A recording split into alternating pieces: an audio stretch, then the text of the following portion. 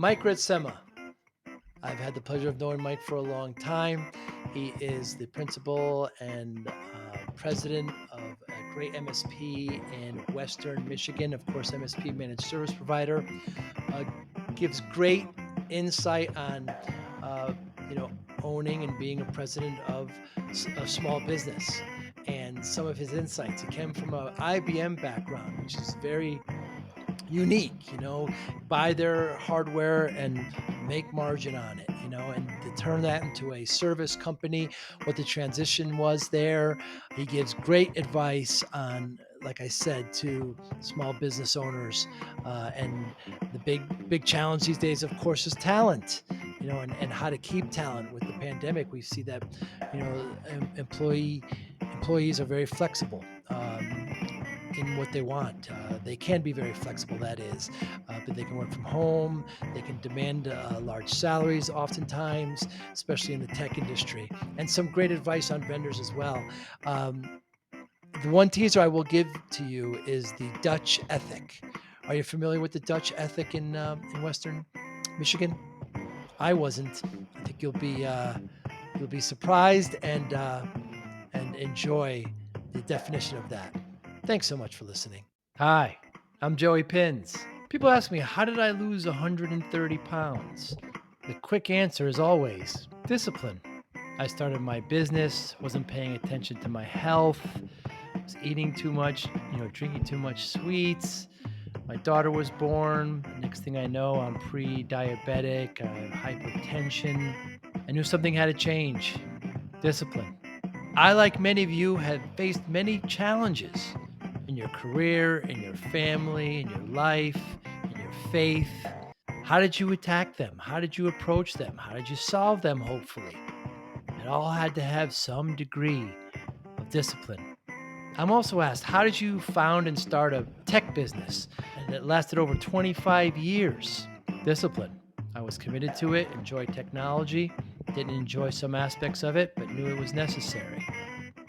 Discipline. Our podcast mission: how do we use discipline to better ourselves and society? Join me, please, as I talk to interesting people and discuss how they use discipline in their family, in their passion, in their careers, and how it helped them. Our podcast vision: growth through learning from others. Joey Pinz Discipline Conversations. It'll be light and serious. Join us, please.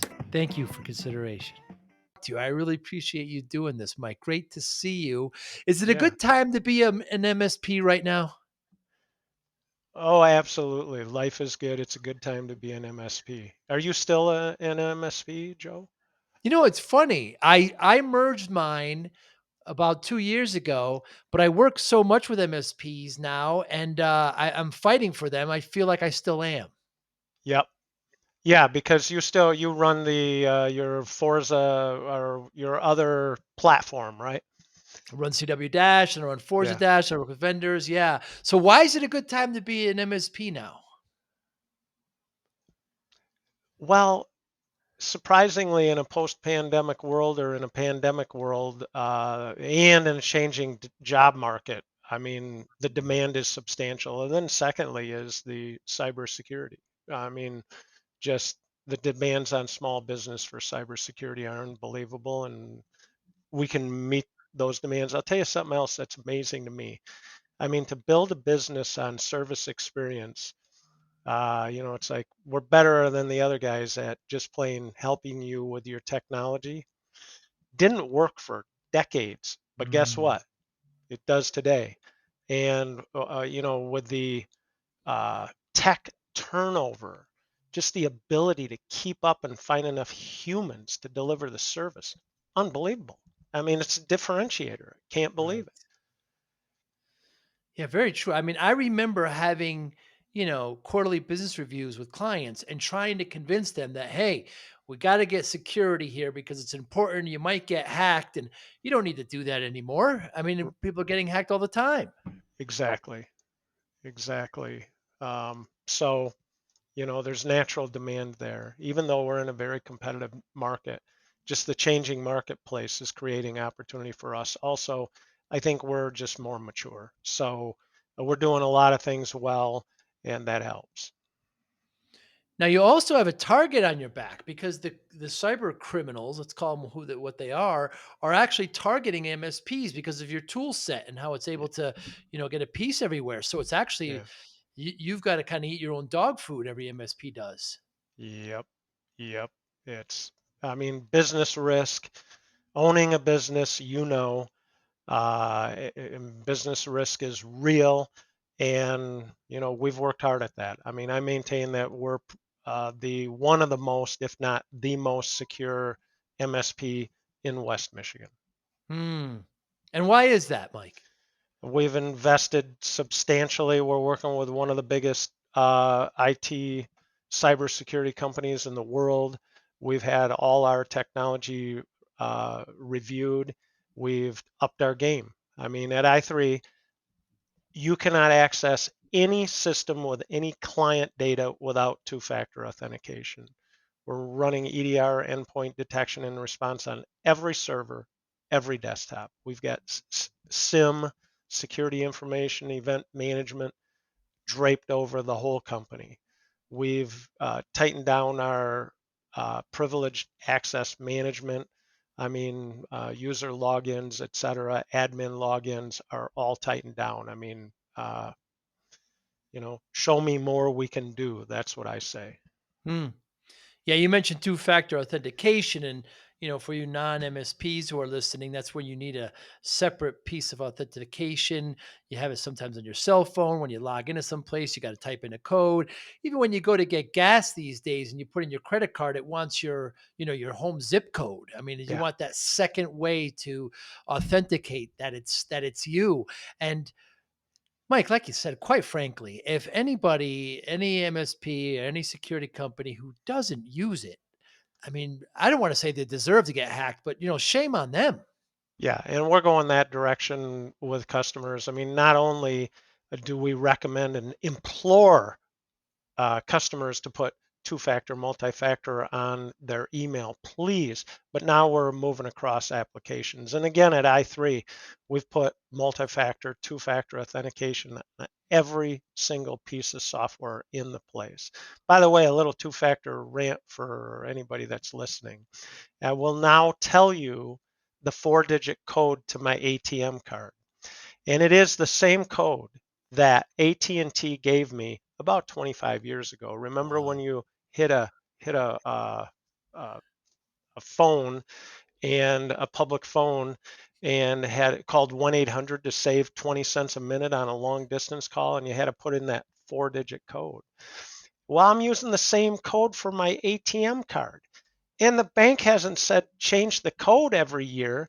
No, Wow. because two-factor is what you know in your head, and I'm the only one that knows the code, and what you have in your hand.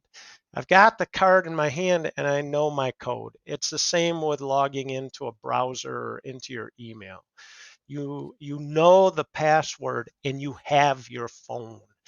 And the bad guys don't have your phone, so they can't get into they can't get in. And it seems so simple, but all those hacks that we've heard about didn't have two-factor authentication. The RDP, right, remote desktop protocol, was left open. Can you imagine? It was just left open. So they found the port and in they went. It's Yeah, horrible. it's terrible. Absolutely. You mentioned turnover for staff. I would think that's not just a MSP issue, but just a generally small business and even larger enterprises. I mean, keeping people these days when the flexibility of being able to work from home is there and they don't have to physically move. It's very daunting to keep good people. What's your secret? Yeah, well, the secret is give them more money. I Mhm. mean, there isn't an easy answer. In the tech world, it's galloping so fast. We did lose a tech last year. And it used to be we'd lose techs to competitors or local companies. No, a company out of Colorado hired our tech. Wow. And he's living right here in West Michigan. So, what's the secret? It's a challenge for i3. We are turning over techs. We're doing our best to keep them, but it's a challenging market. There's opportunity not only in the state of Michigan, but nationwide. So It's reality, and we're working our way through it and doing the best we can. Yeah, and I would take it one step further, not just nationwide, but actually, worldwide, right? We're Uh, able to. It's very tough. So, do you have? Is it only money with these techs? I mean, do you have to invest in culture? Do you Oh, invest in other things they want? that's right. Yeah, no, it's not only money, but I mean, we lost a tech recently who said, "I'm not even going to tell you how much I was offered." So, I mean, Wow. it is a reality that in a very competitive market, I did a call with a outsourcing company out of the Philippines, and Peter went on a just kind of a little 10-minute rant about the worldwide market for level three techs. And basically, there's none available in Mm, Australia, in Europe, in America. So it's a grab across the aisle to find high quality techs. So yeah, I mean, we have an apprenticeship path, an educational path that will take techs down. We work hard on our culture and try to make it an enjoyable place to work from home, work at the office, all that. And the reality is, it's a competitive worldwide market for techs. right. Yeah, it really is. Is that? I mean, you're the president. You're the principal. I mean, is that your number one concern? Well, I think running a business, there's a lot of risk involved in running business. I always say, any small business you're running, including me, you, there's three types of risk we're managing, and that's financial risk, it's physical risk, and it's technological risk. Risk Hmm. is a big responsibility for any business owner, but the three other things are productivity, can I do more with less? Profitability, am I actually making Mm, money or breaking even? Have to keep the doors open. And then innovation, how am I different than the other guys? So what's my biggest concern at hmm. i3 Business Solutions right now? Yeah, I'm gonna put that high up the list because we have to deliver the service experience. But I wouldn't say it's the only risk I'm dealing with. And how about clients there in Michigan? I mean, you said there's a huge demand. I mean, did the pandemic affect them? And how has business been overall? Yeah, I mean, the pandemic was tough. I Hmm. mean, I had some emotional times with customers and friends who shut the doors, the bank shut them down. We've seen restaurants and customers go out of business, move out of town. Oh yeah, it was tough in the state of Michigan.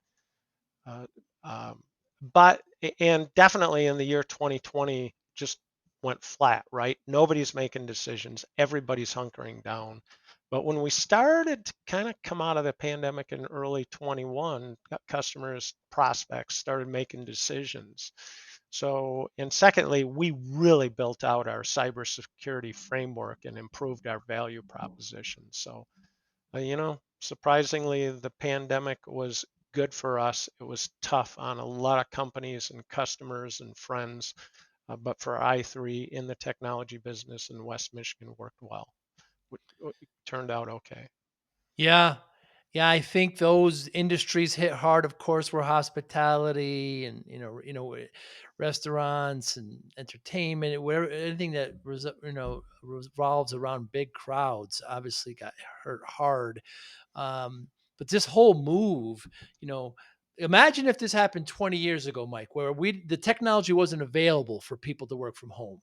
Imagine how horrible it would have, even more, right? Yeah, it would have been devastating. Absolutely. Technologies like Zoom and others and Teams that were able to actually make that shift.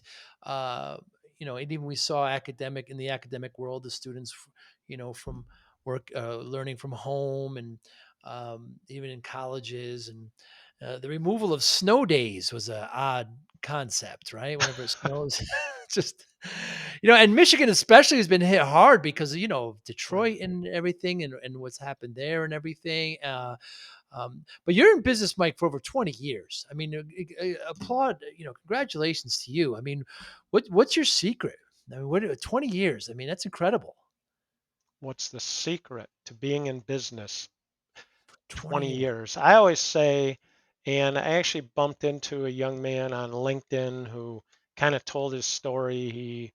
He got married, had a child, dropped out of college, had a scholarship offer, and he's got a successful business in West Michigan. And I said, I posted on LinkedIn that, you know, amazing. You work hard for 30, 40 years. One day, you're lucky and you wake up a success, and that's it. I mean, get up every day. Your theme around discipline. We over here, Joe, we call it the Dutch work ethic. Hmm. And it's basically get up every day and, 6 a.m. I'm on go and put in a good, 8, 9 hour day, work hard, do the right things, and surprise, good things happen. Talk to me more. I don't know why Dutch with Dutch work ethic. Well, there's a lot of Dutch in West Michigan, and I'm a Ah, Dutch, descendant of the Netherlands. So yeah. that's just what in my community and my upbringing. Well, the Dutch, we work harder than most, Joe. Very interesting. I did not know that. I did not. In the Northeast, we don't have a lot of Dutch. We have, a lot of kind of yeah, I guess I just kind of Western European, but not Netherlands. One of my favorite, soccer, powerhouses in Europe. I always root for the orange, but I didn't realize there was a lot of Dutch there in Western Michigan. Very Yeah, there interesting. is. Yes. Yeah. Huh. So, work hard every day, good things happen, surprise, you're a success. No, I think it's every day showing up, doing the right things, working hard, working smart. I was surprised to learn that you were at IBM for a year. Yeah, I mean that's how the business started, and so I actually came out of the food distribution industry and had a friend with IBM. We'd share success stories about sales, and he said, "You ever think about getting into computers?" And I paused. I said, "Yes, I have." And went to work for an IBM business partner in the early 90s. And I remember the food distribution company. I walked into the server room and talked to Rick and said, "What do we have here?" And what we had was a DEC computer with a disk drive about 2 feet around. Hmm. And he described this stuff to me. And when I started at IBM as a business partner, for the first 3 to 6 months, I didn't know the difference between memory and disk. And I'd confuse it, and they'd correct me. So, yeah, that's how I got started. And that was helping distribution and manufacturing companies find software. We'd do the study, we'd do the demos, and guess what? The software ran on very expensive IBM hardware. And that's Wow. how IBM sold their stuff. Yeah, they still do that now, don't they? Yep. So yeah, in the 90s, started with IBM and got a little cocky, had a good run in the 90s and Good said, for you. I could I could buy a business, I can do this. There was a mainframe company, I put the word out and they said, "Yep, we'd like to sell." And in the tech recession of 2001, the Hmm. dot-com bust Hmm. is when I bought the business. Wow. I'm a sales type. I went 0 for 9 months selling. 0 Wow. for 9 months. Just a very dark summer in 2001. And a couple of orders, Consumers Energy, a power company here in Michigan, and then Hayworth in October placed some orders that hauled me out of it. I should say that during that dark summer when I was failing as a business owner, I was driving down a street here on September 11, 2001, Hmm. when the Twin Towers were hit. I remember pulling in, I was a mile from my mom's house. I pulled in and sat on the couch and thought, it's over. Fold Wow. up the business, fold up America. The whole thing's done. It Hmm. was a very tough time for America and for me. But October, a couple orders, we turned it around, and here we go. And you were about how old there? Were you married, kids? Yeah, I was married, had a couple of kids, had mortgaged my house, put a home Hmm. equity loan on the house. I think I was, I have to figure that out. How Wow, old was I then? that's very risky, Mike. Yeah, I was about 40 years old then. Wow. Wow. I Yeah. mean, You don't see a lot of business owners trying that kind of stuff when they're married with kids and mortgage. That's very brave of you. Yeah, I think that's it. Yeah, I was thinking about kind of business, your theme here, and I think Thoreau said, "Know thyself." I think that's Mm, the journey of life. I think you and I could talk for hours about it. Apparently, you've got, some stories and discipline and your story, but know thyself. And for me, one thing I've accepted, I'm competitive guy. I need a challenge. mm, And actually, when I was in that dark time, the company I was at, a number of people had left, and I said to my wife, "Hey, if I would have stayed at that company, I'd be top of the heap, in sales. I'd basically have the whole place to myself." And she said, "And you wouldn't be happy." right. And that's true because I need a challenge. I need the competition. It's what gets me up in the morning. I need risk. I love risk. Hmm. That's just the way I'm built. Not everybody is. So that's part of my story. And you turned it around, and here we are some time later.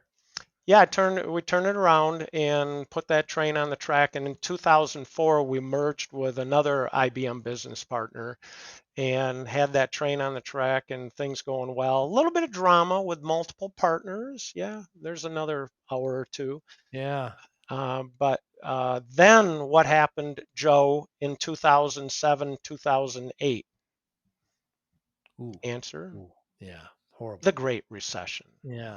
and 18% unemployment. And I think that's the story of business, small business in America.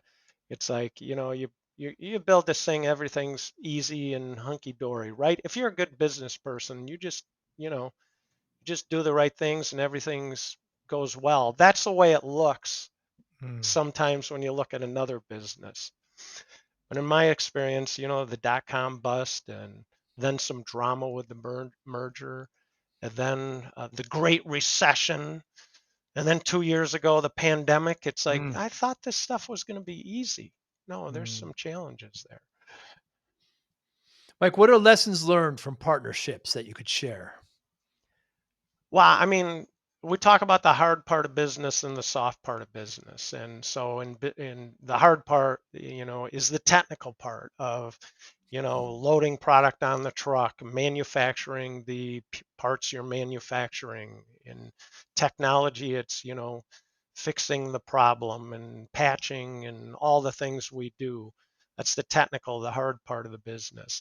The tough part of the business is the soft side of the business. That's relationships and Mm, communication. And guess what? Whether you've got employees or a management team or partners, have to work really hard on relationships and communication.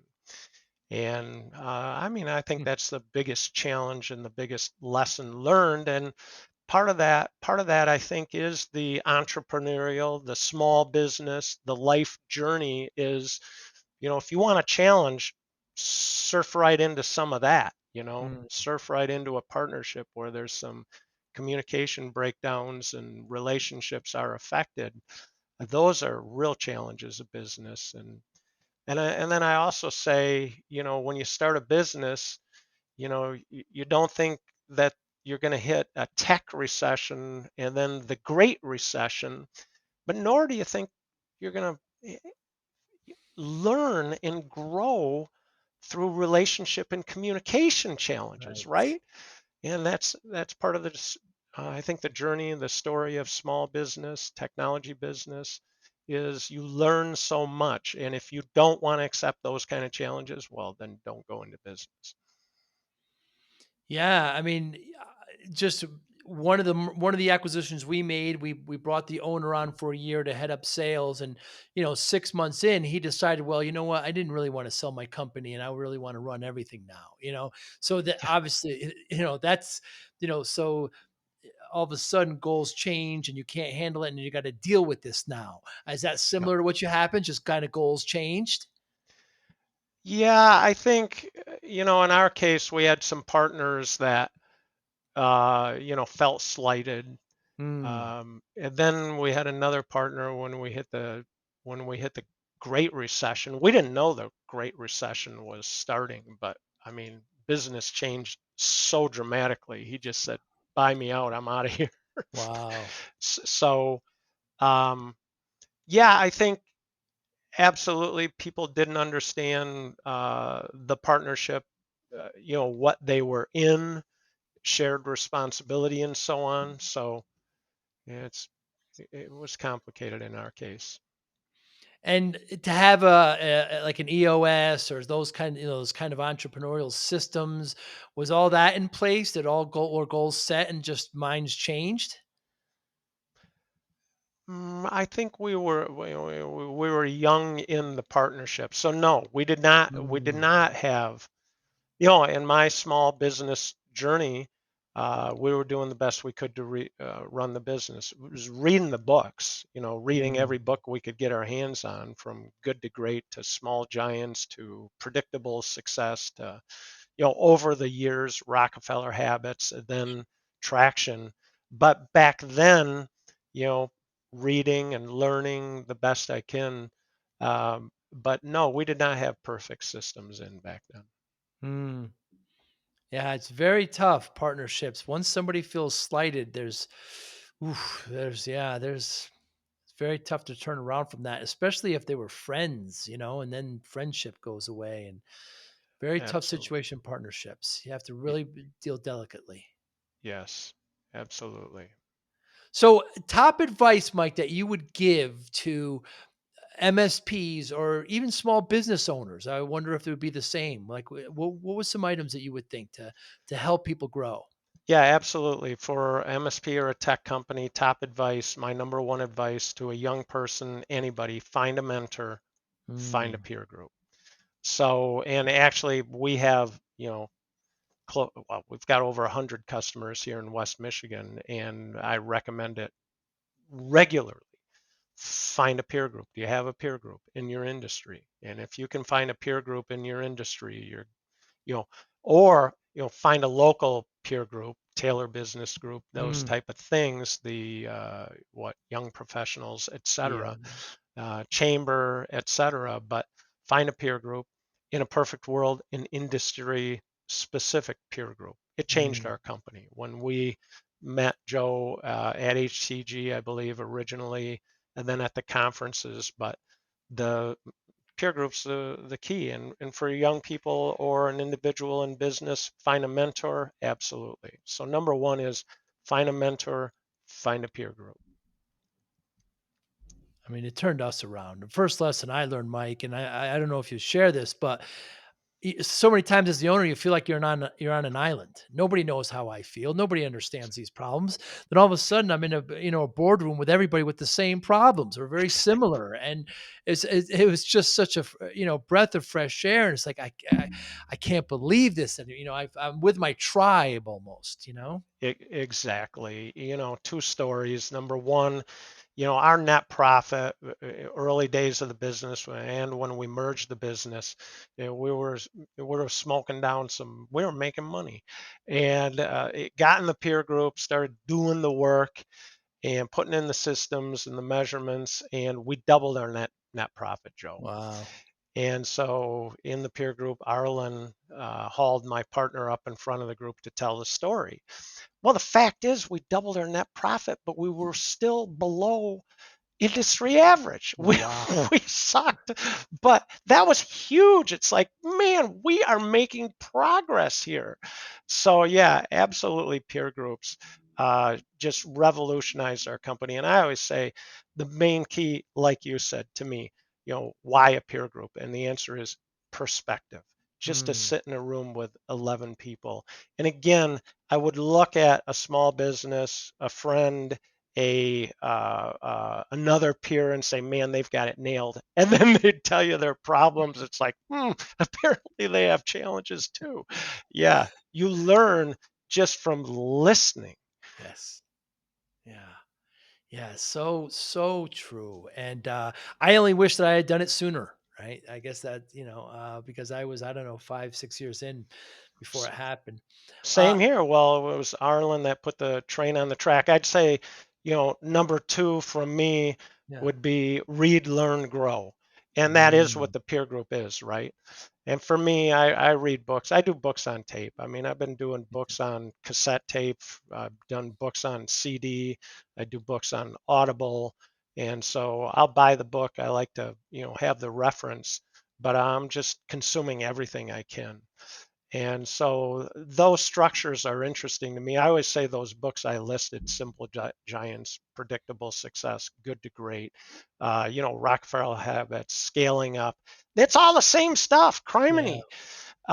You need people, you need process, you need data. And so the fundamentals are there, and traction does really simplify it nicely. But read, learn, grow, webinars, conferences, peer groups.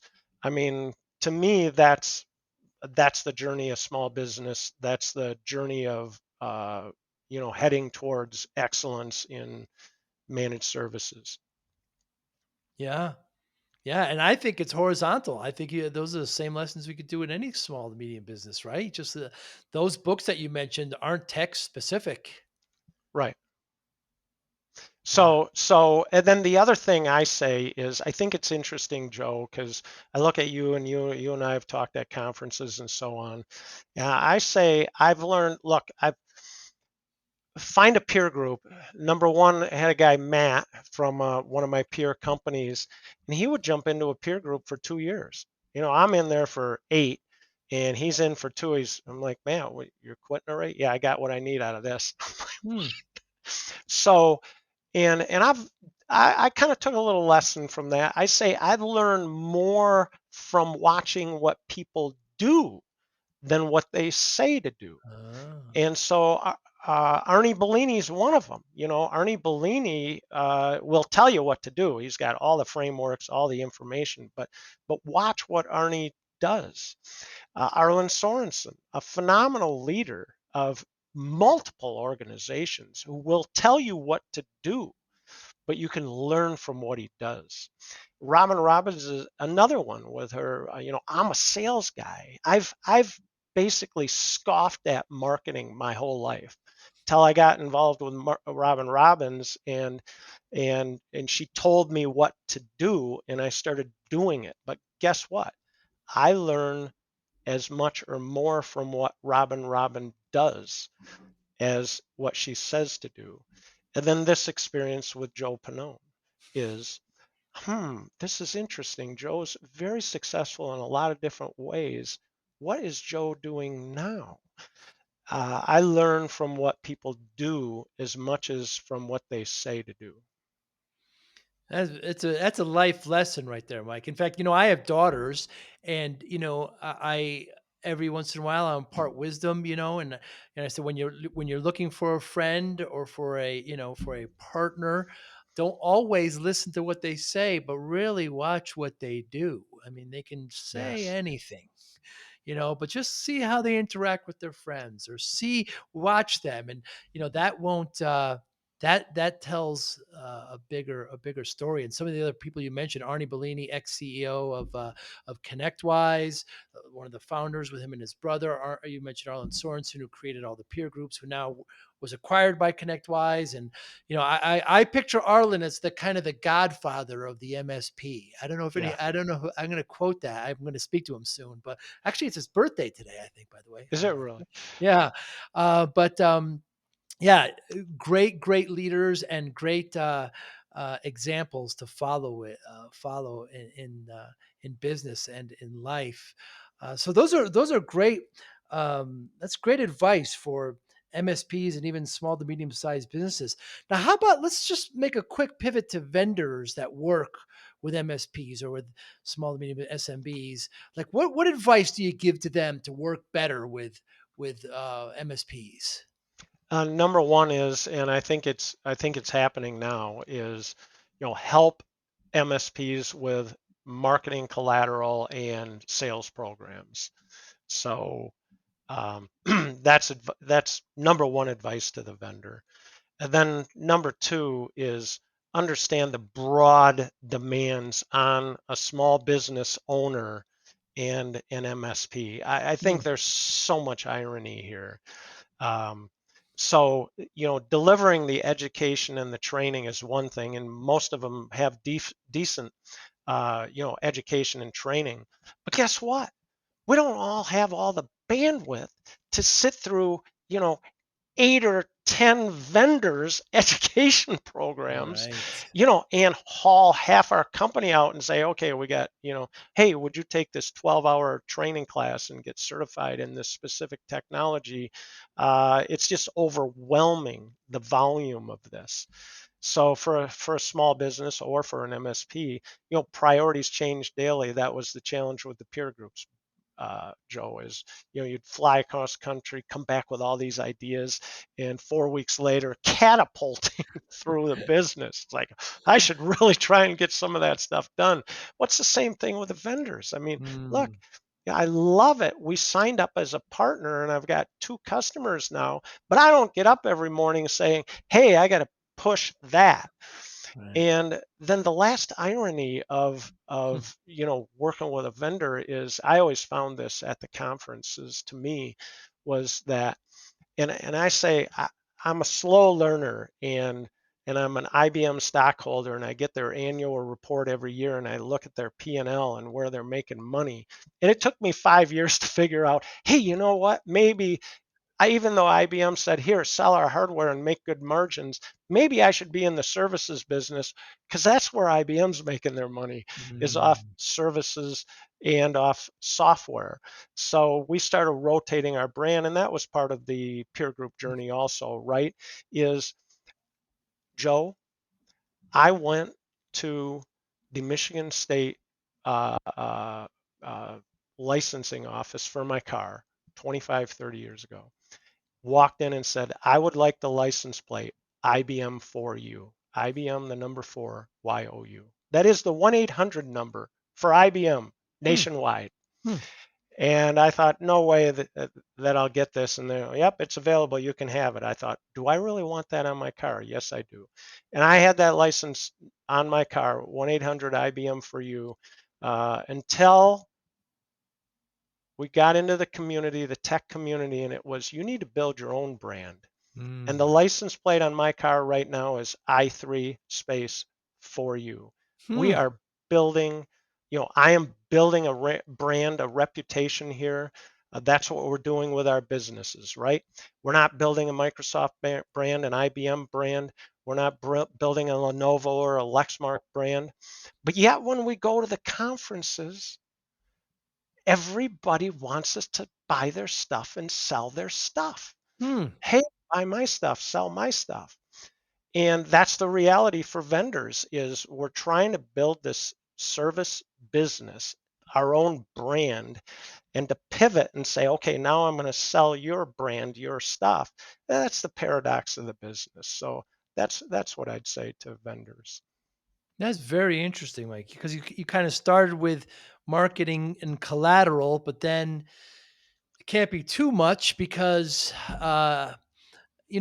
because it's so overwhelming. And then, of course, I have discussions with vendors all the time, and they say silly things like, you just tell your clients that you're selling our stuff and they'll just buy it. Yeah, And that's not how MSPs work. They sell their services. The client doesn't care what product we're using. They want one throat to choke, and that's is the kind of the concept there. And they are a lot of them are making the move, and yeah, we've been burned before. There's one particular vendor. I don't, there's a big school system in the Northeast in Connecticut. We need a couple thousand workstations and a couple hundred servers. And I called my partner up, did academic pricing, did deal registration, and within 2 days they were bidding against us. yep. Now, you Been know there, who this is. Yeah, you've been there. been there. Yeah, so MSPs are gun shy. They're careful who they partner with because they're afraid they're going to go after them. And valuable lessons that vendors need to learn. And just a simple concept of the MSP is your client. They'll take care of their clients. Yep. Just worry about selling to the MSP, and they'll know what to do from there. It's just pretty simple, I think. Yes, it is. You mentioned discipline. I talk a lot about, I wouldn't say a lot. I do get a decent amount of pushback when I mention discipline. I lost a lot of weight. People ask me how I did it. I always say discipline. And, I get a little pushback as to it's not discipline you need. You need compassion and you need love and you need sympathy. And, Yeah. my response is I think you need all of that, but doesn't all that still require a bit of discipline? Do you consider yourself disciplined? Yeah, I do. And interestingly, for I3, we give out books for Christmas for the holidays and been Hmm. doing this for years. And um, the book we gave out this year is Atomic Habits. And have you heard of the book, Joe? Yes. Yeah. So Atomic Habits, basically, well, I love the story in there. You might be able to relate, but of the woman who wanted to work out every day, and she said, "Well, the first thing I did, I got up, I put on my workout clothes, and then, she went down and walked down to the club, and that was it. If she could get her clothes on and go down the stairs, she was going to work out." Hmm. And Atomic Habits. But the irony in the book for me is I'm a goal setter. I have been my whole life, and I fight it, right? I'm a goal guy, not a journey guy. I need the challenge, I need a goal, I need to go there. Can I figure out how to enjoy the journey? And Atomic Habits actually says goals are one thing, but you have to back them up with atomic habits. You have to get every day, you have to get up and do it. And I Hmm. kind of reflect on my career, my success, the challenges that I've taken on. And it is the atomic habits, it is the daily grind. Back when I was a telemarketer, it was dialing the phone. I did that for just decades. I've done that in the last 5 years. I pick up the phone and Wow. reach out to people and say, "Hey, I'm still here. Do you want to talk again?" I mean, these are habits that are in place that just show up with, "Oh my gosh, I reached my goal. How'd that happen?" Every day, every day. So I mean, that traction, that consistency, that cadence it's built into me. Very interesting. And have you always been that way? Is this the Dutch ethic? Well, yeah, it is. I mean, you could not understand, Joe. I wish I could. Is yeah, I mean, that's what it is. I think it is hard work, and that would be the challenge I'd give to any young person, any business owner. I think there are a lot of people that think, they're going to create an online business, and in a year they're going to be printing down $100,000 a month. Mm. I just have to get the right website and get the right social media, and it's going to be awesome. And I say to my kids, show up, work hard every day. You'll be amazed at how successful you'll be. Very, very true. Interesting and well put, Mike. So, Mike Ritsema, what motivates you? Well, the challenge motivates me, and I am getting a little bit older, and how many challenges do I need still? It's interesting. It's kind of up and down, and I love the challenge. So I'll find a challenge. You and I have golfed together. I Yes. say I'm a good golfer, and but I can be a better golfer, and that's the challenge that I have. And I would say, you are a great golfer, Oh. and I have to believe that, you know, I'll tell you what, I like to golf. I don't like to practice golf. Mm. I need an atomic habit to practice my short game. Because when I get out to the course, it's like, forget the practice. Let's go play, baby. Let's Right, go. right, right, right. And that's an area where I need the challenge, and I want to work. So I, what motivates me? The challenge to someday play at par with Joe Panone would be, an accomplishment in my life. Well, I've been slipping a little bit, I'll be honest with you, Mike. But I don't know if I told you, my youngest went off to school, so I'm in Tampa for the winter. Oh, nice, So nice. you have now got a place in Tampa for a week to come play golf. So you let me know whenever.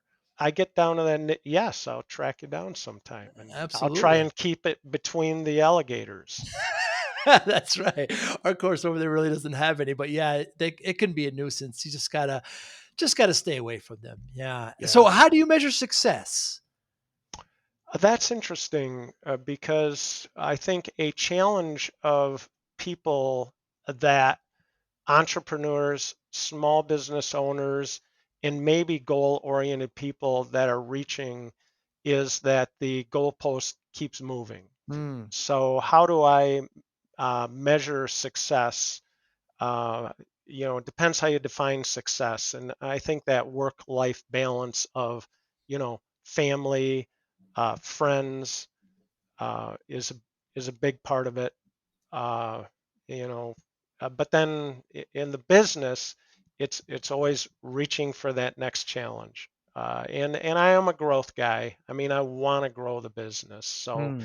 I'm just not a guy that's going to sit here and say this is good. Let's just kind of manage this thing. So uh, success for me is, a progressive realization of new challenges or goals. That's not a perfect answer. I know that, Mm. but it's a reality for my life.